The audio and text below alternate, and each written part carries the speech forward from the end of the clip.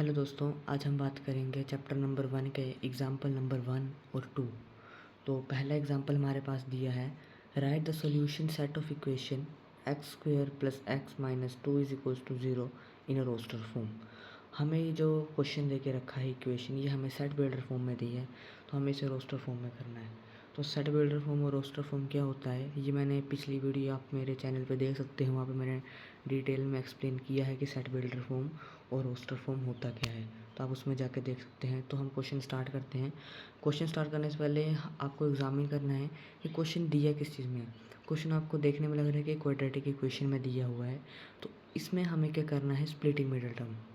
Splitting middle term करनी है, तो हम चलो अब पहले इस क्वेश्चन को सोल्व करते हैं। तो अभी मैंने एक ब्लैंक बोर्ड लिया है, इसमें हम सोल्व करेंगे पहले इस क्वेश्चन को। क्वेश्चन हमें दिया था x square plus x minus two is equals to zero. तो इस क्वेश्चन में हमें करना क्या है कि हमें मल्टीप्लाई करके टू को एक्स से मल्टीप्लाई करके, मतलब हमें टू ही आएगा। एक्स का मतलब होता है वन, एक्स का मतलब होता है वन। तो हमें प्रोडक्ट करके जो सम है वो टू आना चाहिए, और माइनस करके जो हमारा, या प्लस करके जो भी हमारा सम होगा वो एक्स आना चाहिए। एक्स मतलब वन। तो ऐसा कौन सा नंबर है, यदि मैं टू को वन से मल्टीप्लाई करूँगा तो टू आएगा, टू आएगा, पर लेकिन टू किसका आना चाहिए यहाँ पे, माइनस का। तो ये जब मैं माइनस टू को वन से मल्टीप्लाई करता हूँ तो आता आंसर मेरा माइनस का टू, माइनस का टू आता है। तो और मेरे को पास प्लस का वन आना चाहिए। यदि मैं टू को माइनस वन करूँगा तो मेरे पास प्लस का टू आएगा, सॉरी दोस्तों, प्लस का वन आएगा। तो इस तरह हमें क्वेश्चन सोल्व करना है ये सारा। तो पहले हम इसको सोल्व करते हैं। एक्स स्क्वेयर,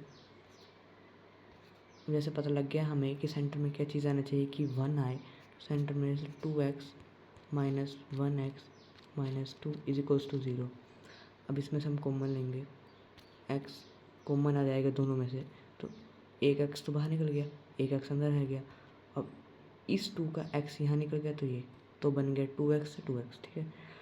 इसमें से हम क्या कॉमन लेंगे, इसमें से हम कॉमन लेंगे वन, क्योंकि वन के टेबल में वन, टू किसके टेबल में आता है वन, तो कॉमन आएगा वन। वन को बाहर लेंगे, x minus minus plus two. तो इसमें आप देख सकते हैं कि इसमें हमारा इक्वेशन बन रहा है, दो इक्वेशनें बन रही हैं हमारी, एक एक्स प्लस टू, एक एक्स माइनस वन। तो इन दोनों को हम कॉमन ले लेंगे, x minus one x plus two zero. अब इसको हम सेपरेट कर लेंगे, x minus one equals to zero, तो एक्स की वैल्यू आ गई हमारी वन, एक इक्वेशन ये आई। और दूसरी साइड जो होगी x plus two is equals to zero. दोस्तों राइटिंग पे ध्यान मत देना, हमें सिर्फ ये है कि हमें सम समझ आना चाहिए, एक्स माइनस टू। तो हमारे पास दो वैल्यूज़ जो निकल के आई हैं वो आई हैं, एक वन, मतलब एक्स की वैल्यू एक आई है हमारे पास वन, एक आई है माइनस टू। तो हमें क्वेश्चन में क्या पूछा गया है, तो हम क्वेश्चन की तरफ जाते हैं। हमें क्वेश्चन में बोला था कि ये जो हमें क्वेश्चन दिया है, इक्वेशन दी है, इसके हमें रोस्टर फॉर्म में इसका सॉल्यूशन लिखना है। रोस्टर फॉर्म मतलब हमें इसके एलिमेंट्स लिखने हैं। तो एलिमेंट्स हमने निकाले हैं, एक्स की वैल्यू एक वन, एक एक्स की वैल्यू हमने निकाली है माइनस टू। तो इसको हम कैसे लिखेंगे, इसको हम लिखेंगे ए सेट, ये करली ब्रेसेस होती है, तो एक आया है हमारा वन, एक आया है हमारा माइनस टू। तो इसका आंसर ये है। इसको मैं अच्छी तरह लिख के आपको यहाँ पे दे देता हूँ, ताकि आप अपनी नोटबुक से नोट्स में जहाँ पे आप उतारना है वहाँ उतार सकते हैं। दोस्तों मैंने आप सभी के लिए एग्जाम्पल वन का सॉल्यूशन लिख दिया है।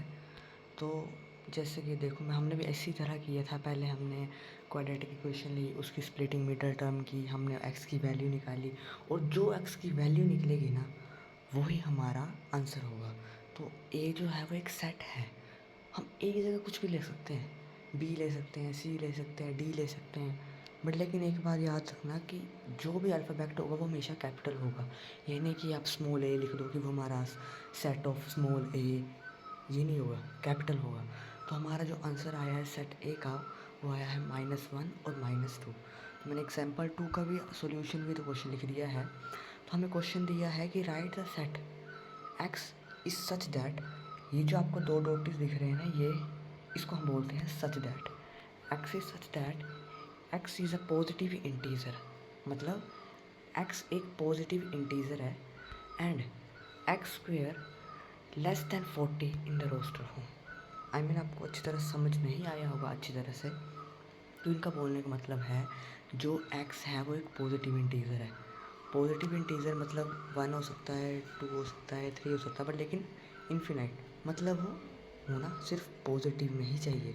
ये नहीं कोई नेगेटिव हो जाए, सिर्फ पॉजिटिव में। और वो हमें x square less than 40, x हमारा पॉजिटिव इंटीजर है और उसका जब हम स्क्वेयर करें तो वो लेस दैन 40 आए। तो ऐसे कौन कौन से पॉजिटिव इंटीजर है जिनको हम उसका स्क्वेयर करके उसका लेस दैन 40 नंबर आए। तो चलो मैं आपको कुछ एग्जांपल देकर बताता हूँ भाई किस तरह ये क्वेश्चन होगा। जैसे हमें क्वेश्चन में बोला है एक्स स्क्वेयर मतलब इस एक्स में कोई ऐसा पॉजिटिव इंटीजर आना चाहिए जो 40 से लेस आए उसका स्क्वेयर करके। यदि suppose x, let suppose x is equals to, मैं मान लेता हूँ 1, तो एक्स की जगह हम 1 डाल के देखते हैं, 1 का स्क्वेयर करेंगे तो आएगा 1।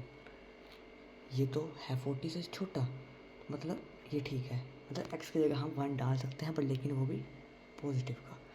अब मैंने x की जगह यदि 2 डाला, 2 का स्क्वायर करेंगे, 2 2 ज़ा 4, तो ये भी 40 से छोटा है, ये भी ठीक है, तो ये भी आ सकता है।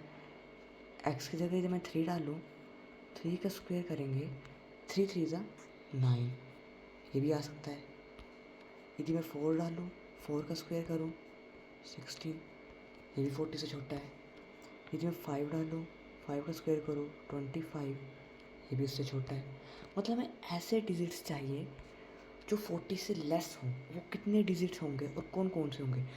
मैंने देखा 1 का स्क्वायर 1 आया, 2 उसका स्क्वायर 4, 3 का 9, 4 का 16, 5 का 25, तो ये तो सारे 40 से छोटे हैं, मतलब ये आ सकते हैं। अब 6 का करेंगे तो आएगा 36, 40 से छोटा है तो ये भी आएगा।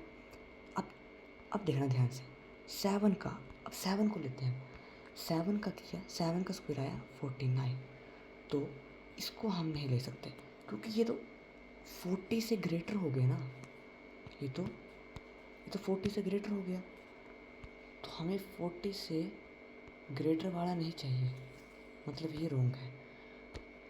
हमारे जो आंसर आएगा मतलब x की जगह हमें 1 से लेकर 6 तक वैल्यू रखनी है, तब जाके हमारा जो पॉजिटिव इंटीजर है वो लेस दैन 40 आएगा।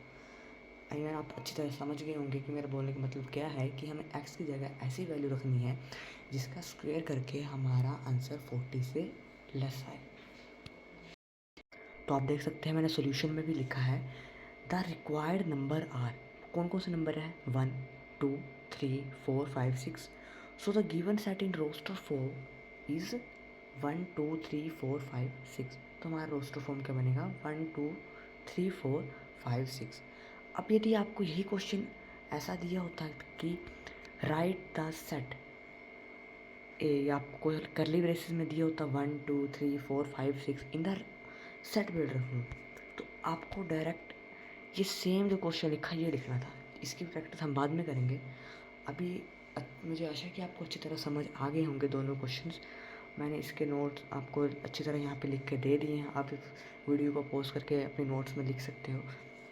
तो आज के लिए बस इतना ही, हम मिलते हैं अगले एक्सरसाइज, अगले एग्जाम्पल में मिलते हैं। अब नेक्स्ट आप बताना कि आपको एग्जाम्पल चाहिए कि एक्सरसाइज चाहिए। ठीक है, आज के लिए इतना ही।